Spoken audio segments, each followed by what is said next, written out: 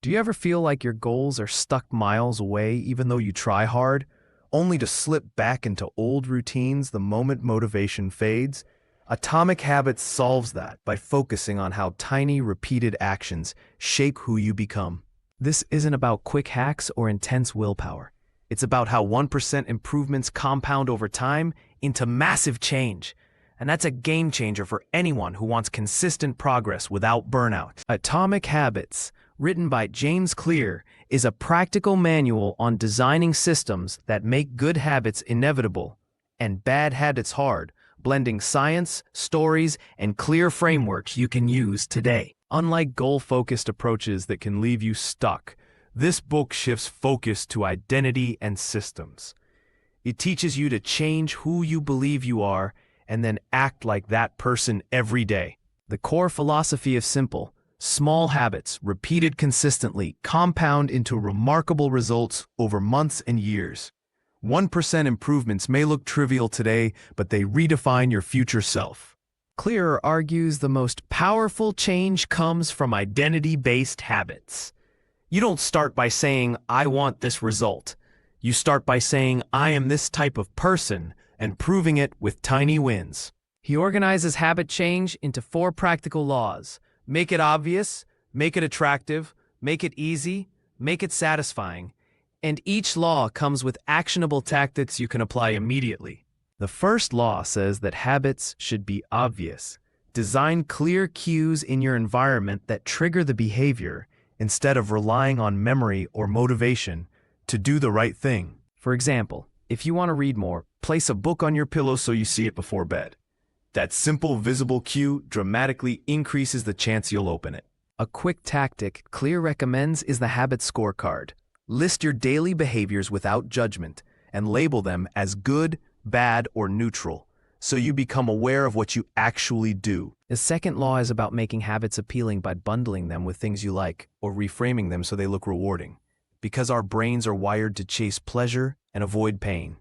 Temptation bundling means you pair something you want to do with something you should do, like only allowing your favorite podcast while you exercise, which boosts motivation and consistency. Clear explains that making a habit attractive increases the brain's anticipation and dopamine, which strengthens the habit loop before the reward even arrives. So design pre-reward cues smartly. The third law emphasizes friction reduction.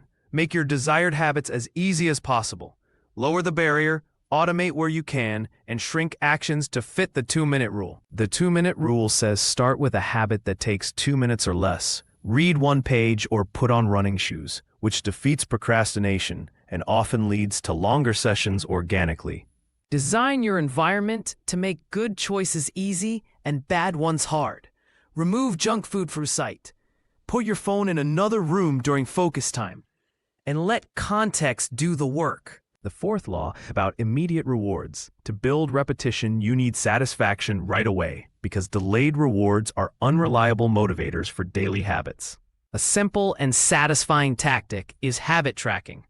Marking an X on a calendar after you complete a habit creates a visual streak that motivates you to keep the chain unbroken. Add immediate, small rewards that reinforce the behavior. A tasty, healthy snack after a workout. A short break after a focused session. Anything that makes the habit feel worth repeating. When you combine the 4 laws, make it obvious, attractive, easy, and satisfying, you create a powerful loop that turns intention into automatic action and reduces reliance on willpower. A critical nuance is identity change. Instead of setting outcome goals like lose 10 pounds, ask, what kind of person do I want to be? And adopt tiny behaviors that prove that identity every day. To become a reader, focus on the identity first. Say, I am a reader, and then perform the smallest action, like reading 1 page nightly. Over time, those tiny proofs solidify the belief. A powerful advanced tactic is habit stacking. Attach a new habit to a current one by saying, after current habit, I will new habit, which uses existing routines as dependable cues. Pair habit stacking with implementation intentions, specific plans that define when and where you'll act, because clarity beats vague intentions every time. Clear also introduces the Goldilocks rule. Work is most engaging when tasks are just the right level of difficulty. So continually adjust your habits to stay challenged but not overwhelmed. People often fail by relying on motivation, aiming for dramatic transformation, or ignoring identity. Watch for these traps and refocus on tiny wins and consistent systems instead. To recap, focus on small, repeatable habits. Use the 4 laws to design behavior, shift your identity, and leverage stacking and environment design to make it stick. Starting small removes excuses and creates momentum. The longer you wait, the harder the habit becomes. So choose one tiny habit and begin today to shape your future self. Action 1. Pick one identity you want. For example, I am someone who exercises, and write it down as a statement you'll repeat each morning. Action 2. Choose one tiny habit that proves that identity, and apply the 2-minute rule right now.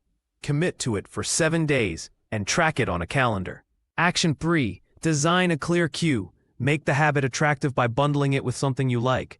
Reduce friction so it's easy, and add a small reward to make it satisfying.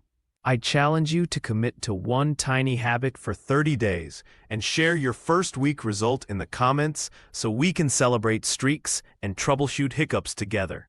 Remember, you don't rise to your goals, you fall to your identity. Change your daily systems and the rest will follow, one atomic habit at a time. If you found this breakdown useful, like, subscribe, and hit the bell for more book breakdowns that help you build practical systems for real change.